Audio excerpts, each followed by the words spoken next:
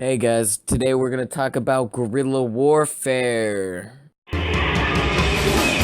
wanna be the very best, no one ever was.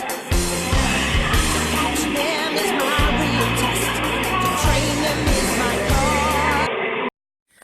No, not that type of guerrilla warfare. I'm talking about the guerrilla warfare that the South used against the North. How else do you think the South was able to just completely wreck the North? At the beginning, that is, but until the North started using some guerrilla tactics, they were losing, like getting slaughtered. So here are some leaders that I want to talk about that were very, very important in guerrilla warfare. This first guy up on the screen is probably the most infamous Civil War figures. His name is William C. Quantrill. And basically what he did is he gathered a ragtag band of guerrillas and just began harassing and killing Union forces along the Missouri-Kansas border. And because of that, though, he became captain from the Confederate Army. One of his most brutal attacks, though, came in 1863 when he led 450 guerrillas on a raid on the Union stronghold of Lawrence, Kansas. That's when he burned down the town and it killed about 200 men. The next guy that I want to talk about is John Mosby. He was basically a Nightmare. Get it? Because it's Mr. Mosby and we're talking about John Mosby. Alright, whatever. Basically, what John Mosby was known for, though, is his hit-and-run style of warfare. It also earned him the name the Gray Ghost because basically Confederates would wear gray, and he was a ghost because he'd just attack something and then disappear.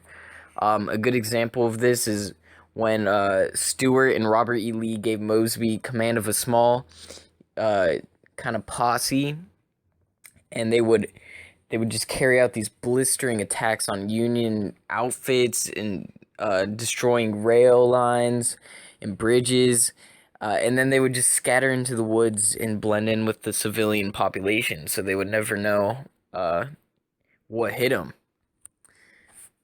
What I find most interesting about John Mosby, though, is how he's able to capture 30 soldiers and 50 horses without even firing a single shot. And according to his memoirs, Mosby personally captured General Edwin H. S. I don't know how to pronounce his last name, I'm sorry. But just by waking him up from his bed with a slap to the back. Is that crazy to anyone else? That's insanely awesome. The next guy I want to talk about is John McNeil. He was probably one of the most effective Confederate guerrillas along the Civil War's Eastern Front, besides John Mosby. One of his most famous exploit involved the disruption of the Baltimore and Ohio Railroad. It was a key Union supply line running through Western Virginia.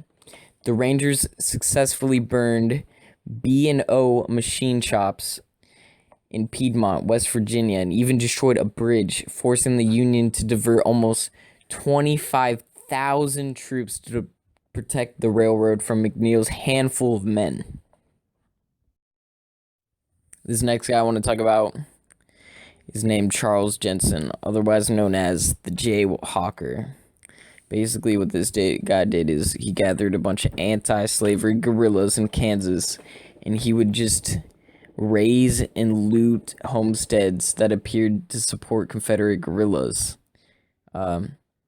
This principle was called the scorched earth, and it was absolutely crazy.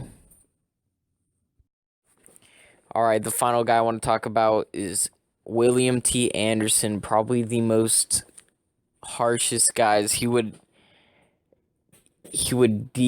decapitate, scalp, and cut off enemies' ears in the process of executing them.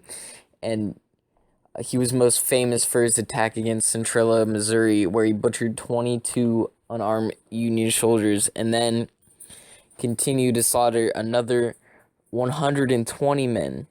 The Union was desperate to stop Anderson later on because of all the bloodshed. Eventually, Anderson's unit was trapped and outnumbered in Missouri, and then he was killed.